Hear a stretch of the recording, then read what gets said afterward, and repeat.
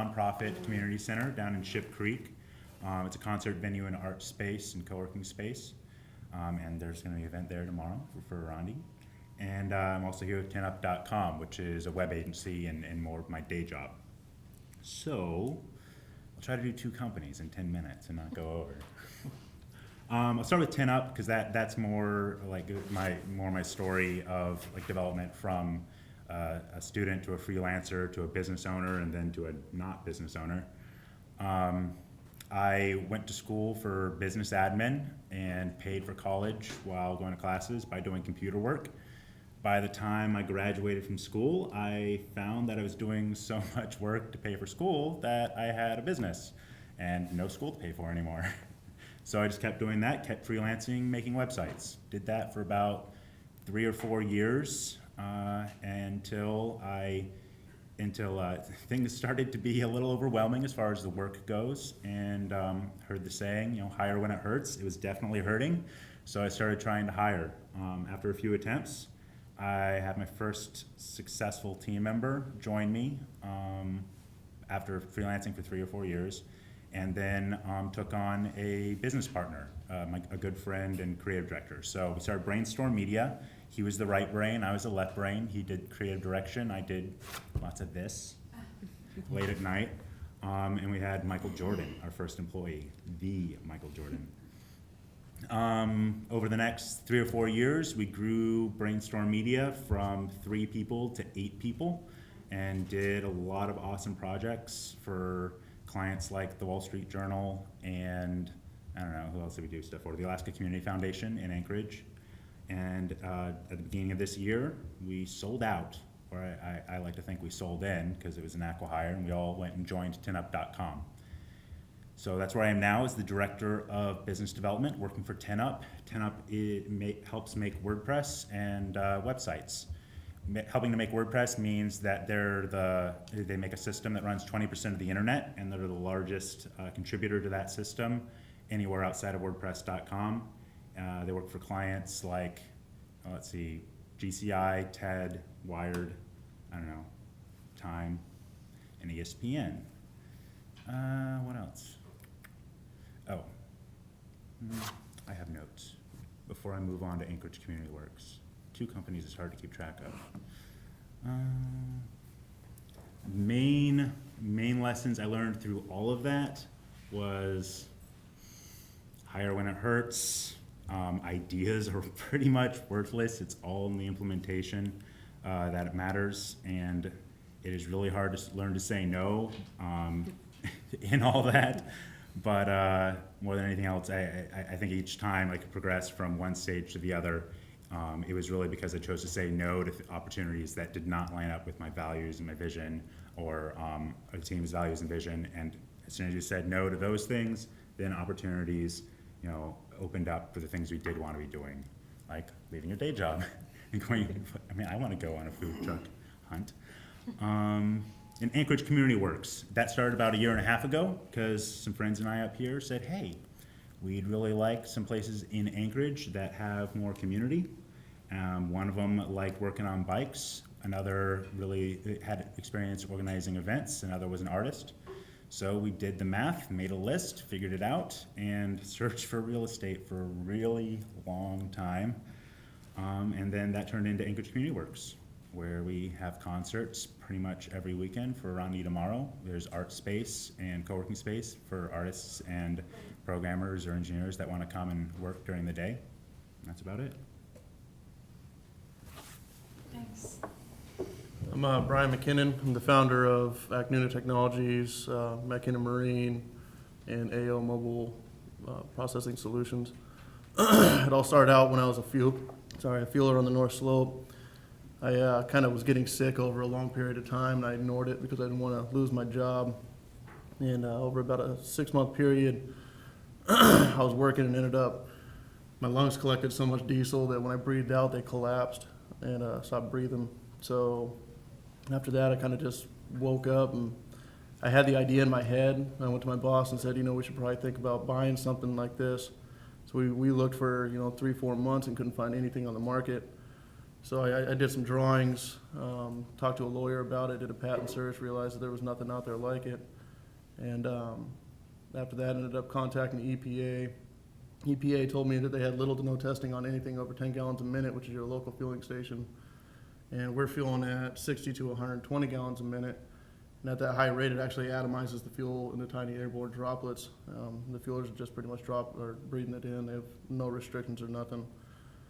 So the EPA pretty much backed us up real quick. I thought it was going to be this big thing on the North Slope until I met Mr. Al Herman back there. And we started looking pretty thoroughly at it, talking to some oil companies and whatnot. And BP was one of the first people who threw $3 million on the table for the product if we can put it out. From there, we knew we had something big. And then, I remember the day when Al called me and said, hey, we just got done with your market study. The only way that we can make it sound feasible is if we get 1% of just the U.S. high-flow industrial fueling market. It's over $1.5 billion in sales. So that was pretty exciting to me, but also scary at the same time. I knew that I had to take on something, and in my mind, I was just a fueler. So, and then from there, we looked at what different resources and stuff in Anchorage you can use. There used to be a place called AMEP, and they gave me a free state-funded shop, but at that time we were doing nothing but real CAD work and stuff and talking to people. So I've always wanted to build this boat, and this was not supposed to be a business. I just simply wanted to go up rapids, and there was not a boat out there that could do that. And so I built an all aluminum personal watercraft, and we ended up having the Air Force come in to talk to us about the fueling system. They saw the boat, kind of freaked out. 2 weeks later, I had SOCOM there. They're freaking out about it, so obviously there was a market, and I come to Al. He said, hey, I've been building this boat behind your back. I really think there's a market for it. And it's just absolutely blown up. We have almost every single response company or organization in Alaska ready to buy them. Coast Guard, Air Force, Army, obviously SOCOM. When we are actually releasing it to the public at the Sportsman Show coming up. So, about it, where I'm at. Katherine Jernstrom. I'm Brit, Szymoniak. And we're with the Boardroom. And when we sat down, I told Brian I was disappointed I was sitting next to him. And I am a new client out there. Yeah. That's true. I know. Katherine was teasing Brian and saying, we have to follow you and your 1%, $1.5 billion market. But it's actually great advertising because Brian is a client of ours. So, yeah. So we own and operate the Boardroom, which is a new co-working space that opened up in downtown Anchorage 3.5 months ago. So we have 45 businesses that are currently operating out of our space. And basically what a co-working space is it's a shared office environment. But with that comes a whole host of amenities. And then on top of it, a group of people, a community essentially, that shares progressive values and is committed to innovation and to thinking up cool new ideas. So it's basically a home for entrepreneurs, small businesses, and independents. So Brett and I met a couple years ago. We did Leadership Anchorage together. It's a leadership development program with the Alaska Humanities Forum. And about a year later, tossed around the idea of starting a business. We both knew that we wanted to be our own boss, and we're both very type A, so we needed to do that quickly. So we had lots of happy hours together and brainstormed about what Anchorage was missing, and kind of looked at what cities we liked and that we would love to live in, except for the fact that they weren't in Alaska. We both wanted to stay here. And so we kind of started brainstorming and ran across co-working and did a lot of research on it. Spent about 4 months researching in-state. We traveled Brett spent some time in New York. I went to Amsterdam, Minneapolis, Seattle. We visited a lot of co-working spaces, called people. Co-working is all about community, kind of like Paul mentioned, and so people were really easy to answer questions and weren't shy about their financials or their business models, so we were able to kind of pick and choose the best models. And then in July, we we got funding, so we quit our jobs, and then we lost funding, and then we had a lot of time, and so then we found some more funding, and In 8 weeks. It was very and the funder was my brother too, so then that also like that we lost, yeah. and then we did some commercial real estate hunts. Part of the benefits of working at a co-working space is that our members don't have to worry about dealing with GCI and getting wireless internet, or dealing with a landlord and putting down a security deposit and a year lease. But we had to deal with that, and that was a lesson learned, and is a useful tip for anyone who's interested in starting a business that might require physical space, not at the boardroom or at the works. If you need space, definitely plan for a long time frame, because as you've heard from several folks, a huge difficulty is securing a commercial lease, finding the right location that works for you, but then the whole leasing process takes a long time, and having adequate funding for that. So that's also a huge need for, and reason why we have co-working spaces is it allows entrepreneurs to kind of minimize that risk. You don't have to personally guarantee a lease or secure a lease or get an office on your own. You can join a co-working space and have someone do that for you. So that was one component. yeah. So. And then we moved really, really fast. It's all a blur. We started thinking about this 11 months ago, and we've been open for about 3.5 months. So last September actually, we bought plane tickets down to Seattle. We kind of shopped around town a bit and found that furnishing 6,500 square feet of Class A premium office space was going to be really expensive. And so we flew down to Seattle, and we shopped for about a week. We went to IKEA, spent a lot of time there, went to a bunch of vintage shops, garage sales. We went down with a budget, and we stuck to it. And we loaded up a 26-foot U-Haul, and we drove up the Alcan. In 3 days. And then we got home, and then we had to unload a 26-foot U-Haul. And build substantial amount of IKEA furniture with 20 friends over a long, long weekend, and a lot of pizza and a lot of beer. You didn't Probably break have like a anything. separate business just helping people put together. Yeah. Yeah. We didn't break anything. Actually, we broke a bottle of wine. It was in the back of the U-Haul, and it was that was unfortunate. But no, we didn't break any furniture, which is Wine, nice. too, so. And then we opened our doors in November, and it's been a whirlwind ever since. The holidays were slower than we anticipated, so that was a blind spot we had. But fortunately, we're back up to where our goals put us. So Al's been great. We have a lot of community partners, and that's really the only way we are where we are, is because there was a need in the community. We filled that gap, and with that came a ton of people supporting us and kind of being our cheerleaders. So.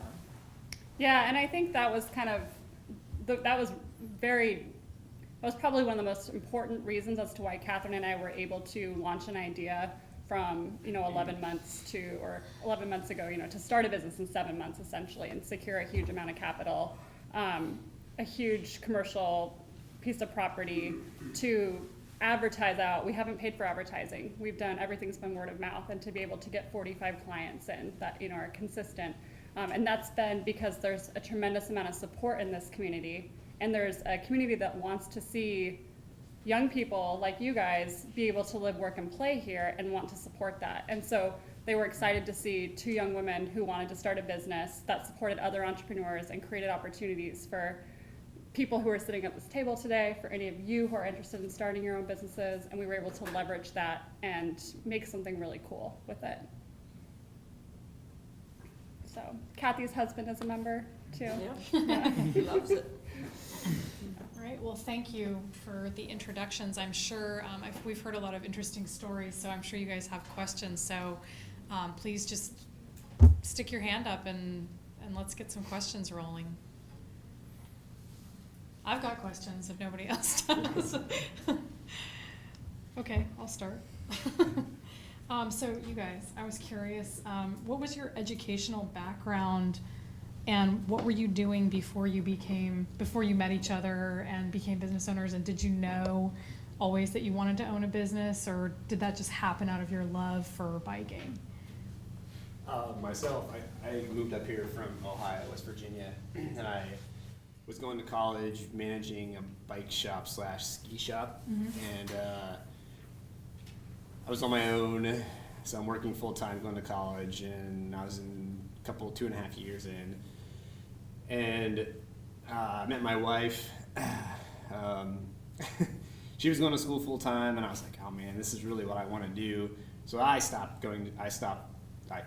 quit college so she could focus on what she was going to college.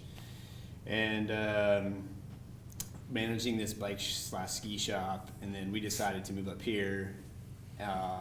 Just her parents moved up. We were visiting all the time, so we were like, you know what? Ohio's pretty lame. So we sold all our stuff. We just drove up. We took like a month and drove up. We saved some money up and got up here. Lived with her parents for a few weeks.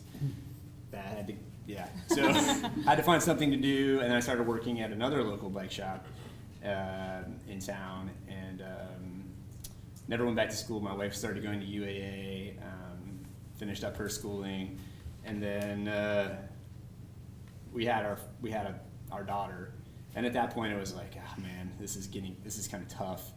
And then, we always raced, and then hooked up with him, and came over to my house and had a glass of wine, and we're like, sure, because we both had really stable jobs.